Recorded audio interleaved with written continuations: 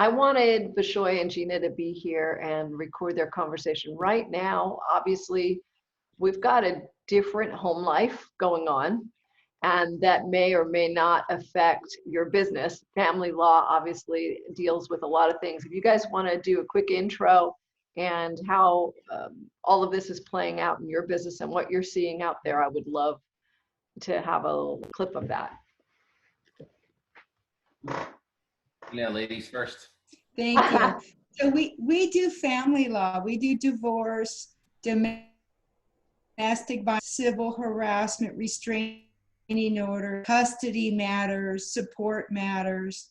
Right now, there's a lot of controversy with the shelter in place and whether or not children should be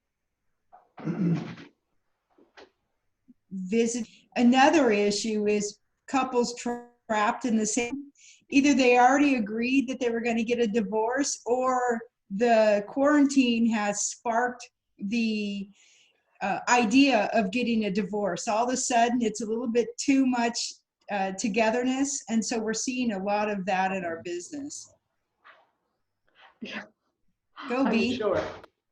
So I'm Bishoy Shahada. I'm also an attorney, Gina Family Law's partner. From my aspect, one of the biggest fears was shifting everything to 100% digital. Obviously, we're a law office, and having to get everyone set up and not miss a beat, that was pretty challenging. Also, we don't have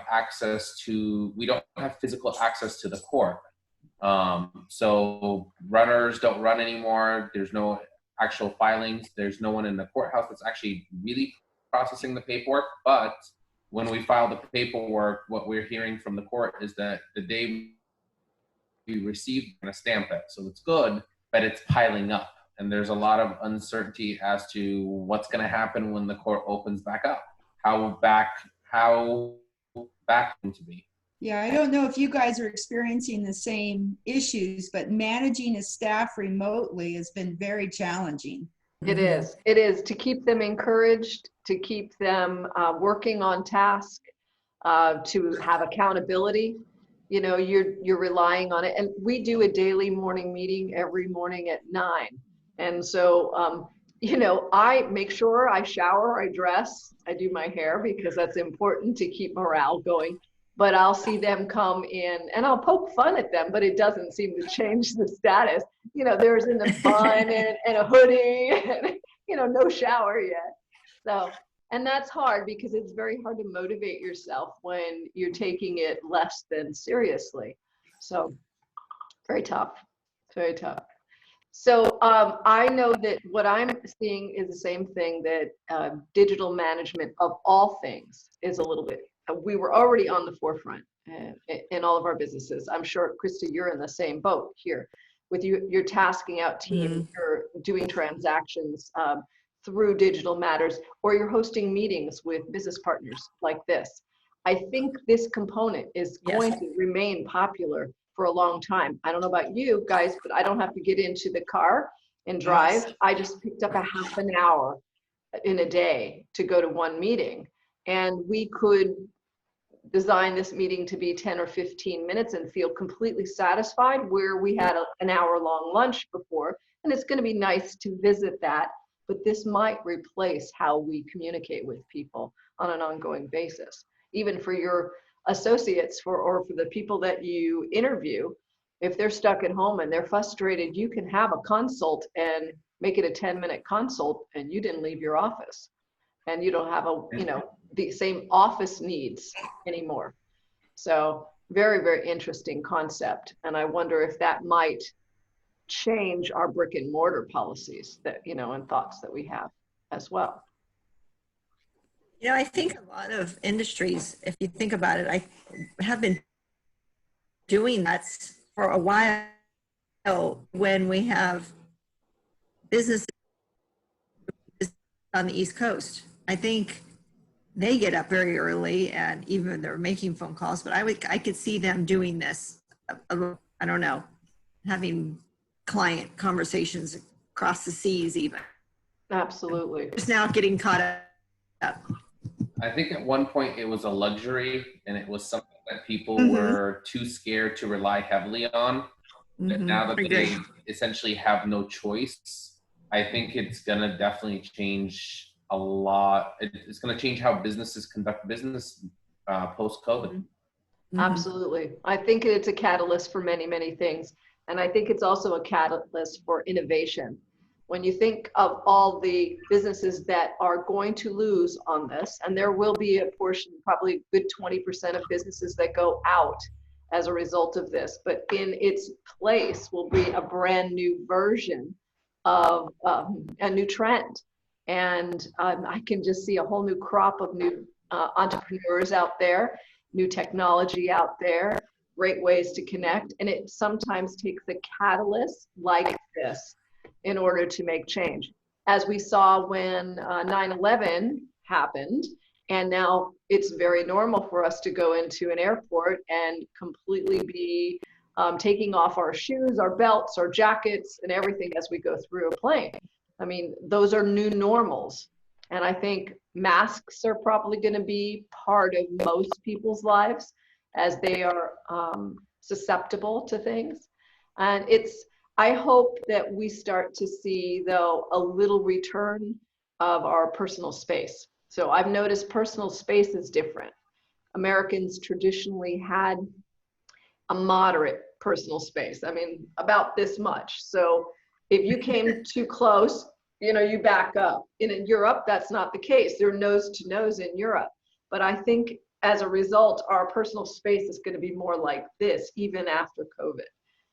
That'll be interesting concept to see.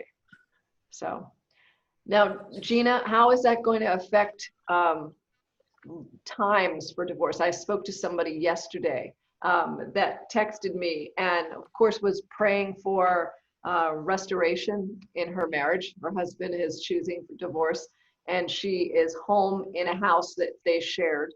It's not, she doesn't own the home, but she's in that rental home.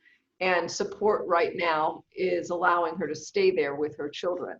But she's grateful for the court extensions because that is prolonging what might be the inevitable. And she would like more time to take place to make all of this heal. Great question, Liz. It's unknown because what's happening is people are having to be, as you indicated, more innovative. I think when the courts reopen, we're looking at probably getting into court in November. Wow. So what we've noticed are people are working together more, and the cases that can be resolved without going to court are resolving without judicial intervention. So what the ultimate effect's going to be, we just don't know. I think it's going to ultimately end up with a lot more contentious cases on the calendar, and the simpler ones are going to fall off. That makes sense. Then there's those cases where folks are they have enough time. We're in isolation, so to speak, right now. Think about a partner, a husband-wife split. Wife has children, husband is now living alone. He really can't have that dream life that he was very excited about. There's one or two people he can be in contact with. All of a sudden, that family is looking pretty good. They have each other. So there might be some healing as a result of some of these things. That would be amazing, wouldn't it? It truly would be. Getting back to the whole video conferencing thing, what I think is amazing is everybody now feels it's normal to be on Zoom. And like you said, I think we're all going to buy some time back. I feel like we were all running like hamsters on a wheel. Yes. I had an errand the other day, a typical errand that I had done weekly, daily for a year or two. And it was just a drive to one office and then back home. And I'm thinking, wow, I'm in the car a lot. This is wasting a lot of my time. So yeah, I'm hoping we'll all be more efficient, including with the courts. Absolutely. How about gas savings and things? I know a lot of folks. I've retrained myself to not eat out as much, obviously. I think as I started to cook healthier and healthier meals at home and then had the alternative hamburger, all of a sudden my stomach said, ooh, that wasn't that great. I think my body had been trained to eat out And now I'm retraining it to be a little healthier. And it's amazing what it's telling me through all of this process. And then I don't know about you, but I'm saving a lot of money in other areas. So spending more in food, you know, and thinking a little bit more about preservation of food and the kind of foods that I store, being a little more creative in how I serve it up. And that has been really great for me too. I'm not sure if a lot of families will see cost savings across the board. I can't attest to that because I was on that track already. Yeah. So right, Bashoy It's always always keeps a very healthy track. That's wonderful. Now, are you guys seeing a change in the number of clients contacting you during these times, or how do people access you right now? Is there somebody at the office? There's the phones being forwarded. How do they reach you right now? So everyone's phone line is being directly forwarded to their cell phones. So they answer the phone. Our clients or potential clients can ask via our website. They can call a direct office line, or they can contact us through other means of social media. So that really hasn't stopped. There was the first couple of weeks, there was a drop in the number of, but it started picking up a little bit more, like in the last, 2 weeks, Gina, a week and a half? I would say so. Yeah. So it started picking up again, and we're doing all of our consults by phone. There's nothing physical. If they request, I've had a couple of Zoom. They tend to be a little shy. Right. So they prefer the phone call. So, I mean, our phone calls are efficient. So our consultations, COVID, were approximately an hour, where they would come in and it would pretty much take anywhere between 45 minutes to an hour. On the phone, they're probably about 20 to 30 minutes. And that's just by their choice. I mean, they ask their questions, they get good advice, and then they make a decision. That's awesome. So, Krista, I was thinking about your business. As this evolves, there was something that came up in mine where a homeowner said, absolutely not. I want to sell my house, but I do not want anybody in it because of germs. So we've actually had homeowners do FaceTime or Zoom walking around the house looking at things. I would imagine for estimates, you could do very much the same thing.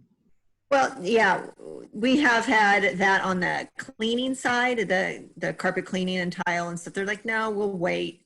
But when they have a disaster, it needs to be fixed, and we're properly have PPE on and covered more than we normally would be.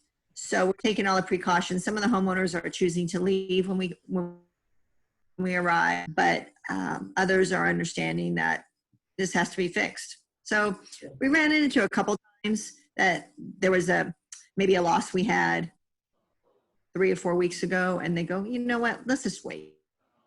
Sure. You know, if they're on our back burner. So yeah, we are experiencing that. But the ones that are emergencies were for PPE, and we're taking care of business. That's awesome. Yeah. That's awesome. Yeah. Well, and our phones are still ringing, and our office, one of our office man at the office, and the other one is working remotely at home, but the phone's directly forwarded to her. So that's awesome. Yeah.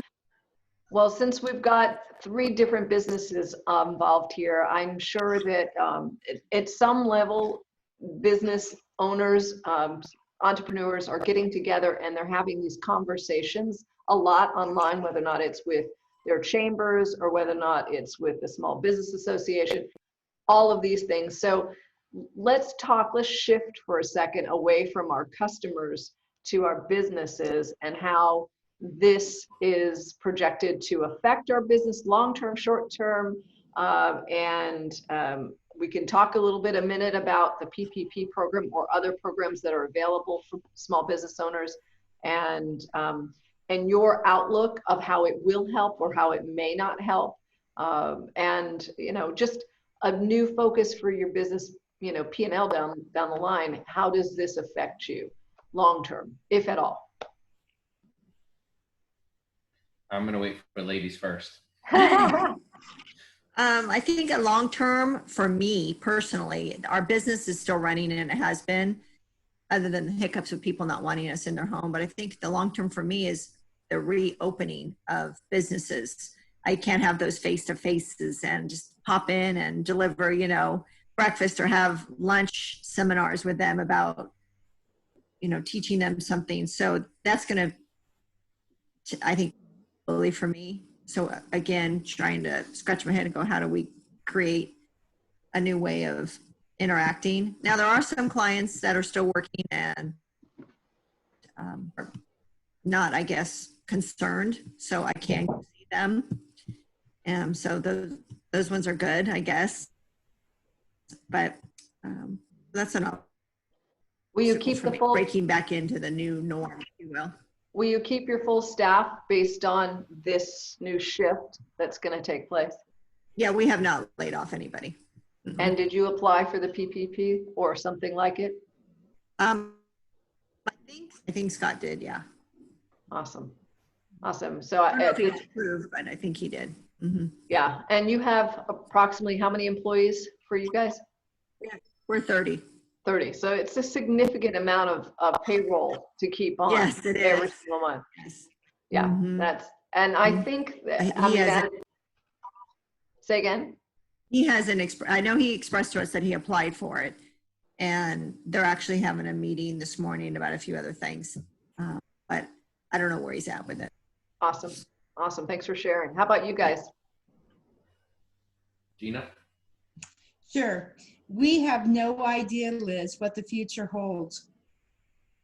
Since lawyers and the courts have been closed now for a month and are going to be closed for a minimum of 1 more month, we had to lay off half our staff. Attorneys are obviously very high salaries, and there was no way we could sustain that type of income with money not coming in, because of course the courts are our bread and butter. Right. We're just in a, I don't know, we don't know what the future is going to look like. Is this going to be 2008 all over again? Or are we just going to bounce right back? We don't really know. We feel confident that we've repositioned ourselves for whatever the future holds. Divorces are always going to be there. There's always going to be family issues, but we're very about what the end of 2020, the beginning of 2021 is going to look like. I was told that I looked at a projection and it surveyed several different companies, Kiplinger, Bank of America, several other economists, and they suspect that at the close of this year, because of this, we will be at a GDP of a negative 5.3%. However, Wow. 2021, they suspect a 6% return in the GDP. So that's huge. So I think that we're looking ahead. I think that the back half of 2020 is going to have to make up a lot of ground, because this is such a crucial time in all of our businesses, the whole quarter being taken out of our income source. But I believe that there will be a strong return. And I believe 21 should, given the fact if there's not other factors that come into play here, if the housing crash comes, which we're not suspecting it will, we're going to see a shift, but not a crash. I think that 2021 will be our strong, stellar years as we return to the GDP. I'm expecting the commercial market to be strong the end of 2020 because of all the free money, the SBA loans, the COVID-19 economic injury loans that everybody's going to have access to. So I hope you're right. Yeah, I think that the real estate market may be hit a little bit, commercial real estate market may be hit a little bit more than the residential market in long term, which is good if you're in expansion mode, because it's opportunity for everybody else. Traditionally, the commercial market, as these small businesses go out, it's not really affecting industrial. Manufacturing too much. It really isn't at this point. That's what the projections say. But there's, the small offices. I just talked to somebody who's part of the chamber, and they cannot pay their rent. Their landlord for their office space is not giving any forgiveness or, forbearance or even deferment. So they immediately went to, oh, well, I'll just go ahead and claim bankruptcy. So that's why I asked you folks for that bankruptcy attorney, because that was their defer to get out of a lease. So if a lot of America does that, if a lot of small business owners do that, it will have a ripple effect. But for now, we're still solid. I mean, I don't know, Krista, I know that my business has probably matched fourth quarter returns versus first quarter, second quarter returns, which are normally the highest time of the year. So I'm seeing that business that would be equal to that fourth quarter, which is when people are distracted with Christmas and holidays. There's still business happening, but people are focused elsewhere. And so I think that if I compare this year, it's along those lines. Mm-hmm. Yeah. So aspects for our clients specifically for us in the legal field is hiring an attorney isn't cheap. So Right. they're forced to have to decide whether they should hang on to what they have to make sure they make ends meet or pick a fight. Yes. It's one of those, they don't see the value in that right now. They're forced to stay in the same home. They're forced to a lot of people have been furloughed or laid off or took Yes. a pay cut. So it's uncertain. Wow.